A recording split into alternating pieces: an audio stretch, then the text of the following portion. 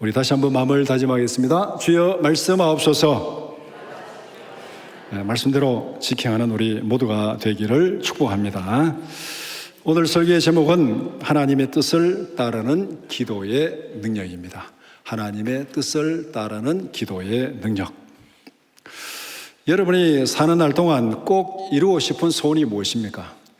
우리가 새해가 되면 새해 소원이 뭐냐고 이렇게 묻잖아요. 사람들이 다 새해 소원. 근데 한국인들이 바라는 새해 소원이 뭔지를 검색을 해보니까 첫 번째가 경제적 여유, 돈입니다. 돈. 두 번째는 건강. 세 번째는 가족의 화목, 취업. 그러니까 뭐 자녀들 등등 해가지고 취업. 이게 이제 한국인들이 새해 소원으로 바라는 1, 2, 3등이에요. 돈, 건강, 가족, 자녀들 이렇게 이제인데 그러면은 소원을 이루기 위해서 그러면 어떻게 행동하느냐? 뭐 소원을 있으면은 소원을 정했으면 그 이루도록 노력을 해야 되잖아요. 그렇게 하는 행동이 재테크하고 그 다음에 주기적인 운동하고 그 다음에 자기 개발하는 것. 이것이 이제 소원을 정하고 그 소원을 이루기 위해서 노력하는 것이다. 그렇게 얘기를 하는 것을 보았습니다. 성경은 우리의 소원을 이루기 위한 첫 번째 단계는 기도라고 말씀합니다. 하나님께 기도하면은 하나님께서 그 다음 단계로 인도하십니다. 기도하면 그 다음 단계로 인도하시고 기도하면서 하나님과 동행해 가면은 하나님께서 그 소원을 이루신다. 그렇게 말씀합니다. 그러면은 여러분의 기도의 제목은 무엇입니까? 무엇을 위해서 지금 기도하고 있습니까? 여러분 앞에 물었는데 내 기도 제목은 뭐냐? 제 기도 제목을 여러분께 공유하겠습니다. 저의 첫 번째 기도 제목은 성령의 부흥입니다. 승일교회 성령의 부흥을 주시고 이 땅에 성령의 부흥을 주옵소서. 이것이 저의 첫 번째 기도 제목입니다. 동의가 되시거든 함께 기도해 주시기 바랍니다. 요한일서 5장 13절에서 15절을 함께 읽었습니다. 고난 가운데 있는 성도들에게 승리의 메시지를 선포하는 내용입니다. 그런데 요한일서 이 문맥을 보면은 요한은 지금 박해 가운데 밤모섬에 가서 갇혀있는 상황입니다. 엄청나게 고난 가운데 있어요. 그리고 흩어진 성도들도 엄청나게 고난 가운데서 지금 박해와 이단 가운데서 여러 가지 힘든 상황을 살아가고 있습니다. 그런데 그들에게 지금 승리의 메시지를 선포합니다. 승리의 메시지를 선포하는 사람도 지금 세상적으로 보면 승리 가운데 있지 않습니다. 고난 가운데 있어요. 승리의 메시지를 받는 사람도 승리 가운데 있지 않습니다. 고난 가운데 있어요. 그런데 어떻게 이들에게 승리의 메시지를 선포하느냐? 그것이 우리가 던지는 첫 번째 질문이 될 수 있습니다. 그런데 세상을 이기는 힘은 인간의 능력이 아니다. 하나님이 주시는 능력이라고 말씀합니다. 하나님의 능력을 우리의 삶으로 연결시키는 통로가 기도다. 그것이 오늘 본문에서 말씀하는 내용이에요. 우리가 지금 이 전기불 켜고 있고 그 다음에 마이크 이렇게 소리 내고 있고 이게 다 힘이 어디에서 옵니까? 이게 전기의 힘이잖아요. 파워라. 전기를 파워 그럽니다. 파워. 그러면은 이 전기가 어디로부터 옵니까? 발전소나 변전소에서 오잖아요. 그런데 이 전기가 우리 교회까지 오는데 그 통로가 뭐죠? 전선입니다. 전선이 끊어지면 이 전기가 오지 않습니다. 그러면은 하나님의 능력이 우리의 마음에 우리의 삶의 현장에 와서 드러나게 하는 그 통로가 뭐냐? 그게 기도라는 겁니다. 전기가 오는 통로가 전선이듯이 하나님의 능력이 우리의 삶에 드러나게 하는 통로가 기도다. 그렇게 지금 말씀하면서 그 사도 요한이 이 고난 가운데서도 승리의 메시지를 선포할 수 있는 이유가 뭔지를 오늘 본문은 분명히 말씀하고 있습니다. 본문이 전하는 핵심은 예수를 믿는 성도들이 가지는 확신과 담대함입니다. 고난 가운데서도 어떤 확신을 가지고 어떻게 담대하게 살아갈 수 있는지 그것을 말씀하고 있습니다. 본문의 내용을 세 가지 주제로 나누어서 함께 살펴보고자 합니다. 첫 번째는 영원한 생명의 확신입니다. 영생의 확신으로 세상을 이길 담대함을 가지라. 지금 고난 가운데 있고 박해 가운데 있고 어려운 가운데 있지만은 그러나 거기에 중독되지 말고 세상을 이길 담대함을 가지라. 13절에서 그렇게 말씀하고 있습니다. 13절에서 서신을 쓴 목적을 분명히 말씀합니다. 너희에게 영생이 있음을 알게 하려 함이라.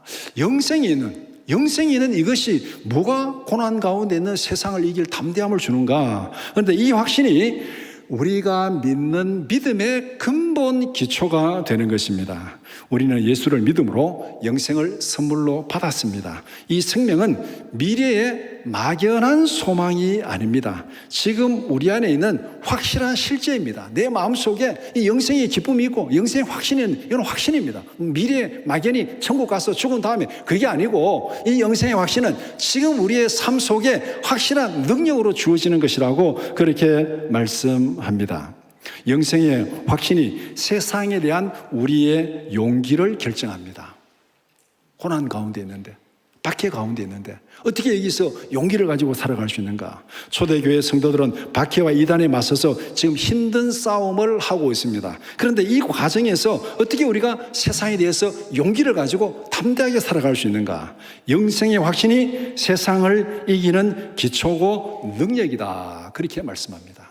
이 영생의 확신이 있으면 우리는 능히 세상을 이길 수 있고 그런 용기가 있다. 그렇게 지금 말씀하는 거예요. 요한일서 5장 4절 5절 같이 보겠습니다. 무릇 하나님께로부터 난 자마다 세상을 이기느니라. 세상을 이기는 승리는 이것이니 우리의 믿음이니라. 예수께서 하나님의 아들이심을 믿는 자가 아니면 세상을 이기는 자가 누구냐? 누가 이기는 겁니까? 끝까지 살아남는 자가 이기는 거예요. 그렇죠? 끝까지 살아남는 자가 이기는 거예요. 이 세상이 불로 심판을 당하고 멸망당할 때 그때 끝까지 살아남은 자가 누구겠습니까? 예수를 믿는 자가 끝까지 살아남을 줄 믿습니다. 이 세상에서 아무리 권력을 누리고 부를 누리고 떵떵거려도 이 세상이 멸망할 때 다 끝나버리면 그건 승리자가 아니에요. 그건 패배자예요. 끝까지 살아남은 자가 이깁니다. 누가 끝까지 살아남느냐? 예수 믿는 자가 영생을 누릴 줄 믿습니다. 그래서 영원한 생명의 확신이 이 세상에서 우리에게 힘과 용기를 준다. 그렇게 말합니다. 영생의 확신은 삶과 죽음을 초월한 영원한 위로와 용기의 근원입니다. 삶과 죽음을 초월한. 우리가 이 땅에서 불안해하고 좀 힘들어하는 그 궁극적인 목적이 그 원인이 어디에 있습니까? 죽는다는 것 때문에. 우리가 야, 이러다가 죽는 거 아니냐? 그러니까 불안한 거잖아요. 내가 안 죽는다 생각하면 불안한 게 없어요. 내가 질병이 있다. 걱정 없습니다. 죽지 않습니다. 그러면 그 질병이 있어도 걱정이 없습니다. 근데 질병이 있을 때 불안한 것은 뭐냐? 이러다가 치료 안 되고 죽는 거 아니냐? 그 죽음 때문에 우리가 불안해하는 거죠. 그런데 영생의 확신은 삶과 죽음을 초월한 영원한 위로와 용기의 원천이 된다. 로마서 14장 8절 말씀 같이 보겠습니다. 우리가 살아도 주를 위하여 살고 죽어도 주를 위하여 죽나니 그러므로 사나 죽으나 우리가 주의 것이로다. 영생을 얻은 자는 어떻다는 거예요? 살아도 그리스도의 것이고 죽어도 그리스도의 것이고 그리스도와 함께 부활의 영원한 생명을 누리면서 영원히 그리스도 안에 있다. 그러니까 살아도 그리스도의 것이고 죽어도 그리스도의 것이고 누가 우리를 지키는 거예요? 그리스도가 우리를 지키는 겁니다. 살아도 죽어도 그리스도가 우리를 지키고 보호하시고 우리는 그리스도 안에서 보존된 자니까 우리의 모든 위로, 모든 용기의 근원은 뭐냐?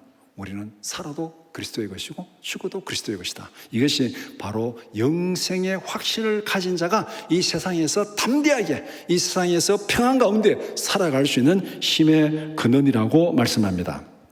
지금 감당하기 힘든 고난이나 실패의 터널을 지나고 있습니까?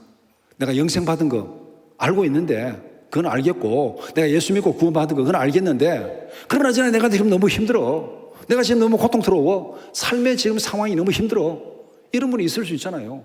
구원받은 건 알겠는데 지금 내가 너무 힘들다. 지금 내 삶이 너무 힘들다. 지금 내 육체적인 어떤 고통이 질병이 너무 힘들다. 이런 고통 가운데 지나가는 분이 있습니까? 이때 우리가 기억해야 될 것이 있습니다. 여러분의 신분증을 확인하라. 신분증을 확인하라. 여러분들이 해외여행 갈 때 여행 한두 번 다 가보셨죠, 대부분. 혹시 또 못 가보신 분도 있을 수 있는데 해외여행 가면은 가이드가 제일 강조하는 게 뭡니까? 돈 잃어도 괜찮습니다. 지갑 잃어도 괜찮습니다. 짐 잃어버려도 괜찮습니다. 뭘 잃지 말라고? 여권은 잃어버리면 안 됩니다. 여권은 잃어버리면 안 됩니다. 여권은 항상 몸에 지니고 다니시기 바랍니다. 다 잃어버려도 괜찮은데 여권은 잃어버리면 안 됩니다. 여권이 뭐예요? 신분증이잖아요. 외국에서 나라를 증명할 수 있는 것이 신분증, 여권입니다. 여권이 있으면 한국으로 돌아올 수 있어요. 돌아올 수 있습니다. 그런데 여권 잃어버리고 돈이 아무리 많아도 돌아오지는 못해요. 여권은 잃어버리지 말라고. 그러면은 우리가 이 땅에 살아가는 것은 이 땅이 우리의 영원히 거할 처소입니까? 우리 이 땅에 나그네로 살아갑니까? 이 땅에 나그네로 살아가요.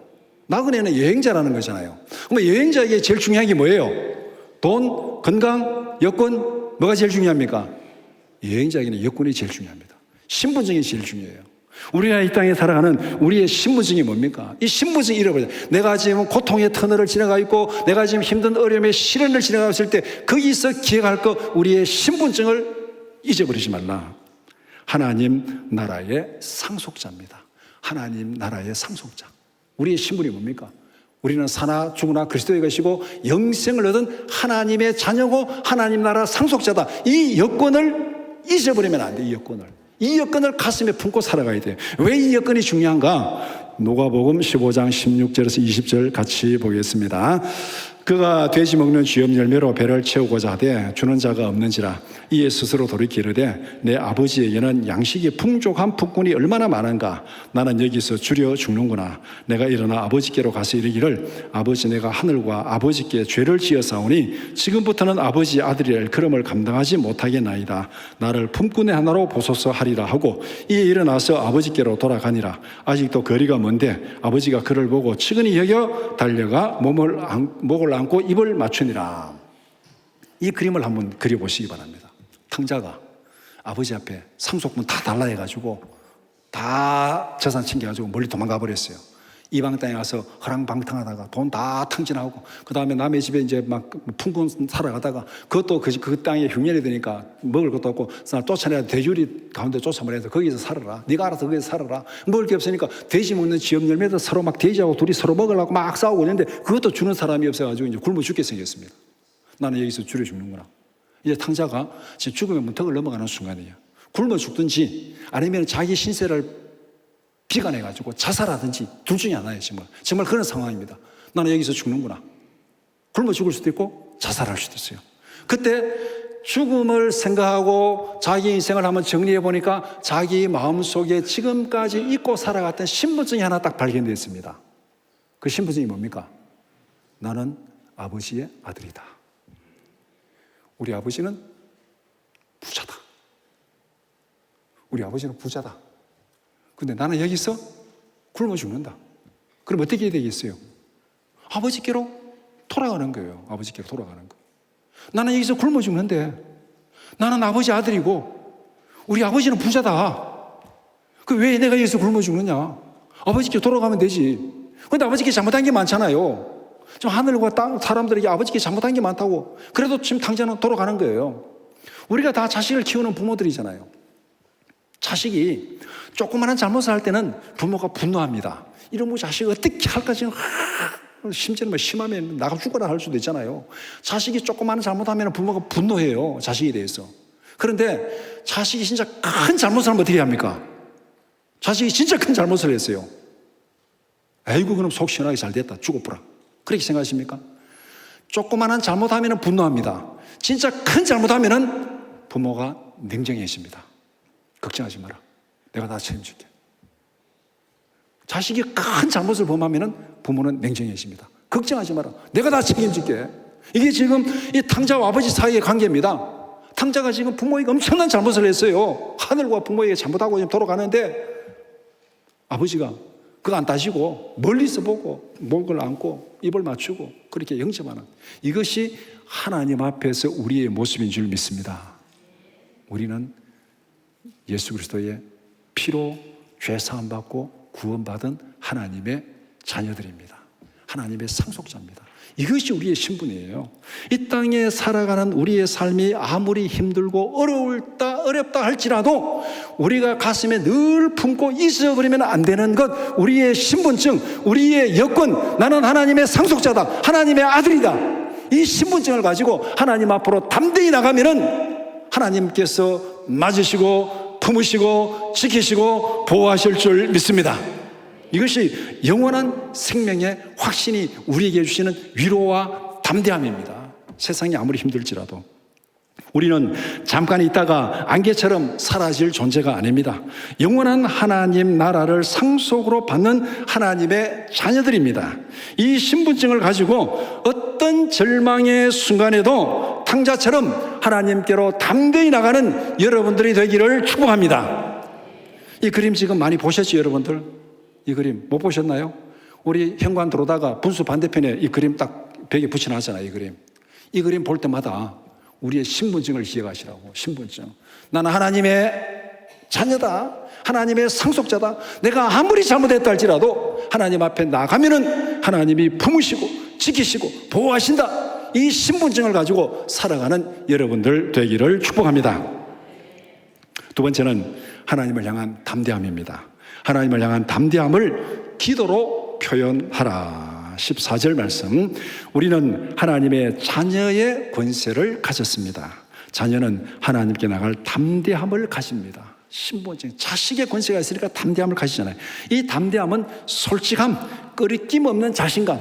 자식이 아침에 일어나가지고 부모 만나러 가는데 세수하고 옷 입고 그렇게 갑니까? 그냥 벌떡 일어나가지고 눈꽃 뒤집어가지고 오줌을 쌌건 말건 간에 엄마하고 아빠하고 가면 되는 거예요, 자식은. 솔직하게 끄리낌 없는 자신감, 이 담대함을 기도로 표현하라. 우리는 스스럼 없이 하나님 앞에 나갈 수 있는 담대함이 있습니다. 14절 말씀. 그를 향하여 우리가 가진 바 담대함이 이것이니 그의 뜻대로 무엇을 구하면 들으심이라. 그의 뜻대로 무엇을 구하면 들으심이라. 이것이 우리가 하나님 앞에서 가시는 담대함입니다. 자녀의 당당함과 담대함이 우리가 간구하는 기도의 근본 자세입니다. 우리 하나님 앞에 기도할 때 어떤 자세로 기도하느냐? 자식이기 때문에, 자녀이기 때문에 담대함으로, 당당함으로 하나님 앞에 기도할 수 있습니다. 기도의 담대함은 내 뜻을 관철시키려는 오만함이 아닙니다. 하나님 기간에 내가 이거 하나님 이루어주세요. 무조건 이루어주셔야 됩니다. 이런 내 뜻을 관철시키기 위한 담대함이 아닙니다. 하나님의 뜻을 따르겠다는 겸손에서 나오는 담대함입니다. 하나님의 뜻을 아는 것이 곧 담대한 기도의 시작입니다. 하나님의 뜻을 아는 기도가 얼마나 담대하고 얼마나 여유 있는 모습을 보여주는지 잘 보여주는 성경의 한 장면이 있습니다. 다니엘서 3장 17절 18절 같이 보겠습니다. 왕이여 우리가 섬기는 하나님이 계시다면 우리를 맹렬히 타는 불무불 가운데서 능히 건져내시겠고 왕의 손에서도 건져내시리이다. 그렇게 아니하실지라도 왕이여 우리가 왕의 신들을 섬기지도 아니하고 왕이 세우신 금신상에게 절하지도 아니할 줄을 아옵소서. 자, 이 장면 한번 그려보시기 바랍니다. 지금 다니엘의 세 친구가 왕의 신상 앞에 절하지 않는다고 지금 용광로에 지금 던져지기 직전입니다.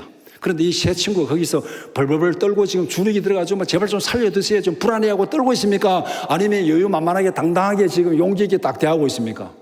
이 모습 보면은 어디에도 이들이 지금 쫄이거나 불안해하는 게 하나도 없어요. 여기 17절에 있는 대로 하나님이 계시다면은 불무불 가운데서도 우리를 건져주실 것입니다. 건져주실 것입니다. 그러니까 당당하잖아요. 그리고 왕이 우리를 불무불에 던져도 건져내실 것이고 설마 그렇게 하지 아니하실지라도 우리는 왕이 만든 그 신상에 절하지 않겠습니다. 이건 하나님의 뜻이 아닙니다. 이거는 하나님의 뜻이라면은 하나님이 건져주실 것이고 하나님의 뜻을 따라서 죽음을 당한다면은 기꺼이 죽겠습니다. 이 당당함, 이 평안, 이 위로, 왕 앞에서도 죽음 앞에서도 조금도 주눅들지 않는 그 모습을 여기서 보여줍니다. 왜 이 모습이 가능합니까? 앞에서 말한 대로 로마서 14장 8절 사나 죽으나 그리스도의 것이다. 이 믿음이 지금 다니엘의 세 친구들에게는 그대로 지금 적용되고 있습니다. 이 믿음을 가진 자의 용기와 여유를 보고 있는 것. 우리는 사나 죽으나 그리스도의 것이다. 이 믿음, 이 영생의 확신, 이 영생의 확신을 가진 자가 이 땅에서 어떤 여유와 어떤 용기를 가지고 살아가는지 그것을 잘 보여주고 있잖아요. 그런데 우리는 눈앞에 조그마한 일만 벌어지면 벌벌벌 떨고 불안해하고 있습니다. 하나님 앞에서 이 담대함을 바로 가져야 된다는 거, 그것을 분명히 보여줍니다. 하나님의 뜻을 아는 기도는 고난 자체를 부정하지 않습니다. 고난이 없어야지, 불무불 없어야지, 불무불 자체를 부정하는 것이 아니라 이 고난을 통해서 하나님이 나를 통하여 이루시고자 하는 뜻이 무엇인지를 찾고 묻는 것입니다. 고난은 그 자체가 목적이 아니라 우리를 정금같이 만드는 과정입니다. 고난의 이유를 찾기보다가 지금 불못불에 던져지니까 하나님 왜 우리에게 이런 고난을, 왜 내게 이런 고난을, 왜 내게 이런 질병을, 왜 내게 이런 고통을, 왜 우리 가정에 이런 고통을. 우리는 힘든 일이 생기면 제일 먼저 질문하는 게 그겁니다. 왜 내게, 하필 왜 내게 이런 고난을, 이걸 묻습니다. 뭐 당연한 거예요. 이거 묻는 거 당연한 건데 우리는 그 물음에서, 고난의 이유를 찾는 물음에서 끝나지 말고 거기에서 한 단계 더 나가야 됩니다. 이 고난을 통해서 하나님이 이루실 뜻이 무엇입니까? 왜 내게 이런 고난을, 오늘 이건 본능적으로 묻게 되어 있습니다. 본능적으로 묻고 있는데 거기서 더 나가서 하나님, 이 고난이 내게 닥쳤다면은 하나님, 이 고난을 통해서 이 고난을 통해서 나를 통하여 이루실 하나님의 뜻이 무엇입니까? 고난 가운데서도 하나님이 이루실 크고 위대한 계획이 무엇인지를 묻고 기대하는 우리 모두가 되기를 축복합니다. 고난 가운데서도 합력하여 선을 이루시는 하나님을 믿는 믿음의 기도는 절망 가운데서도 강렬한 소망을 불러일으킬 줄 믿습니다. 이것이 바로 어떻게 보면은 이 다니엘의 세 친구들이 가지고 있는 고난 앞에서, 죽음 앞에서도 당당함과 평안함과 그 용기를 보여주고 있는 것. 하나님, 우리가 지금 불못불에 들어가는데 고난인 거 분명해요. 그러나 하나님, 이 고난을 통해서 하나님이 이루실 뜻이 무엇입니까? 하나님이 이루실 뜻을 그들은 보기 때문에 그 앞에서도 당당하게, 담대하게 주눅들지 않고 그것을 오히려 기쁨으로 맞아들이는 그 모습을 보게 됩니다. 이것이 바로 하나님을 향한 담대함, 우리가 영생의 확신을 가지고 있기 때문에, 하나님의 자녀라는 확신을 가지고 있기 때문에 고난 앞에서도 담대하게 하나님 앞에 나가서 기도함으로 세상에 대해서 이런 담대함을 가지고 살아가라는 것입니다. 세 번째는 하나님의 뜻을 구하는 기도 응답의 확신입니다. 응답의 확신으로 모든 싸움에서 승리를 증거하라. 15절은 기도의 확실한 결과를 선포합니다. 15절 말씀, 우리가 무엇이든지 구하는 바를 들으시는 줄을 안즉 우리가 그에게 구한 그것을 얻은 줄을 또한 아느니라. 구한 그것을 얻은 줄을 또한 아느니라. 우리가 하나님의 뜻대로 구했다면 그 기도는 이미 응답받은 것과 똑같다. 그 얘기를 지금 하고 있습니다. 현실은 하나도 변하지 않았는데 그럼 어떻게 하나님 앞에 응답받은 거냐? 현실은 변하지 않았을지라도 하나님은 이미 응답하셨습니다. 아멘입니까? 성경에 한 장면을 보여드릴게요. 출애굽기 2장 23절에서 25절 말씀 같이 보겠습니다.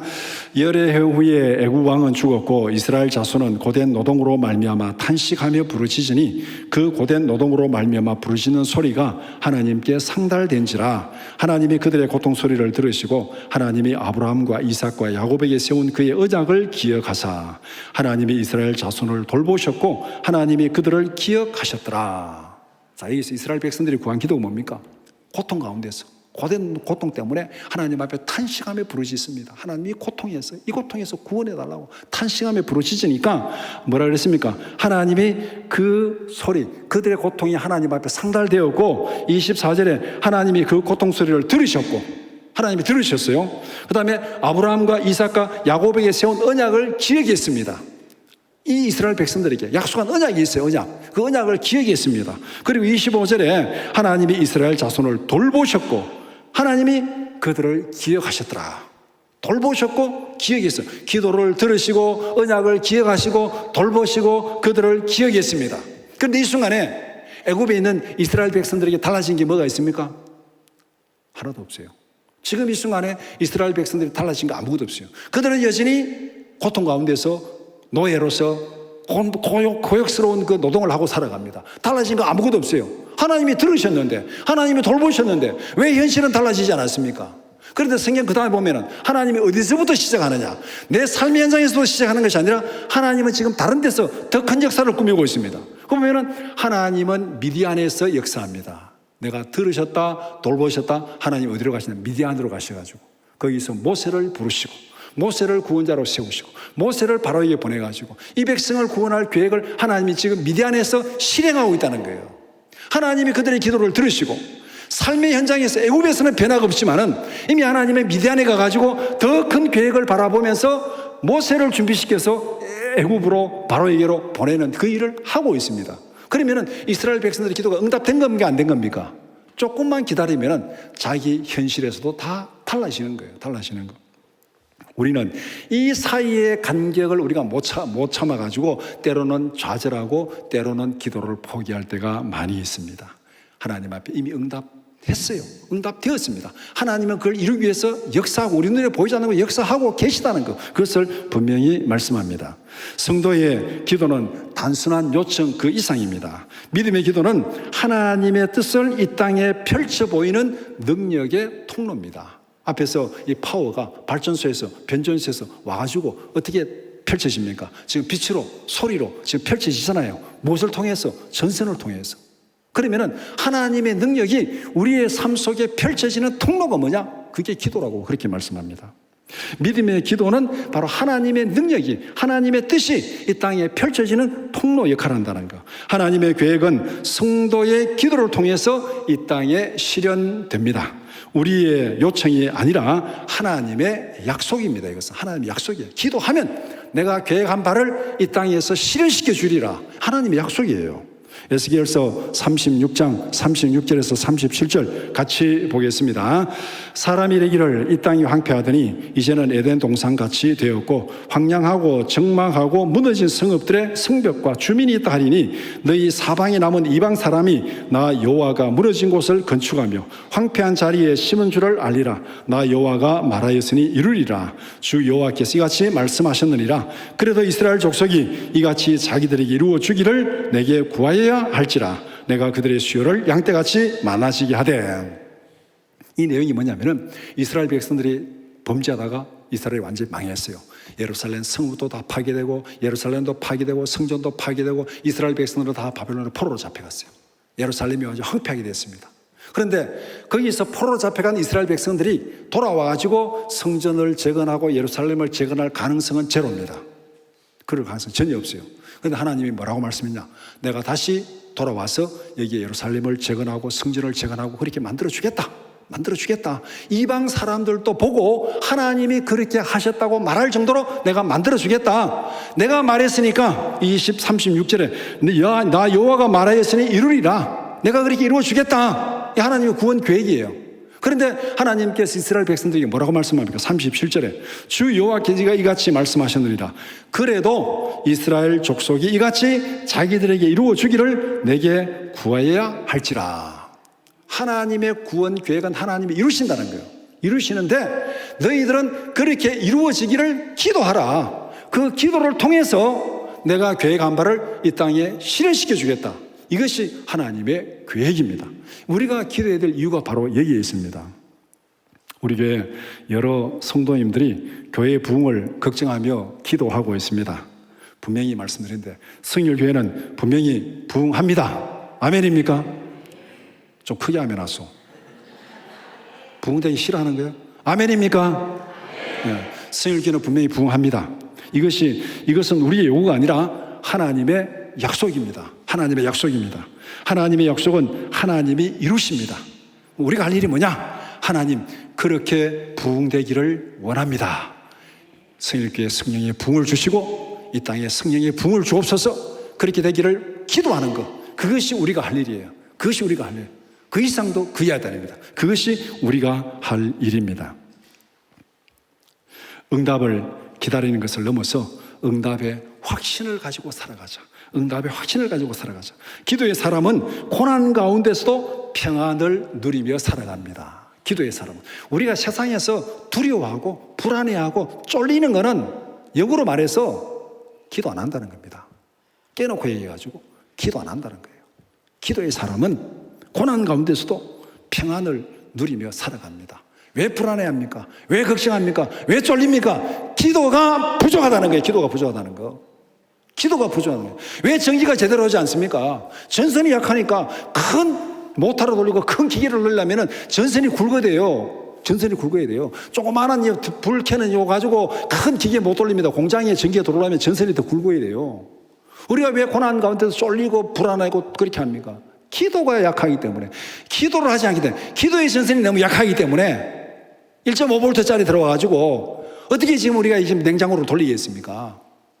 기도가 약하기 때문에 그런 거예요. 다니엘서 6장 10절 말씀 같이 보겠습니다. 다니엘이 이 조서에 왕의 도장이 찍힌 것을 알고도 자기 집에 돌아가서는 윗방에 올라가 예루살렘으로 향한 창문을 열고 전에 하던 대로 하루 3번씩 무릎을 꿇고 기도하며 그의 하나님께 감사하였더라. 다니엘은 기도의 사람이잖아요. 하루에 3번씩 예루살렘에 향한 창문을 열고 기도했습니다. 기도의 사람이에요. 그런데 이걸 시기해가지고 이제 신하들이 막 이렇게 음모를 꾸며가지고 그 기도하면은 사자굴 속에 던진다. 조서를 내려가지고 그 조서에 다니엘이 도장 찍힌 거 알고 있어요. 기도하면은 사자굴 속에 들어간다 알고 있어요. 근데 다니엘이 어떻게 했습니까?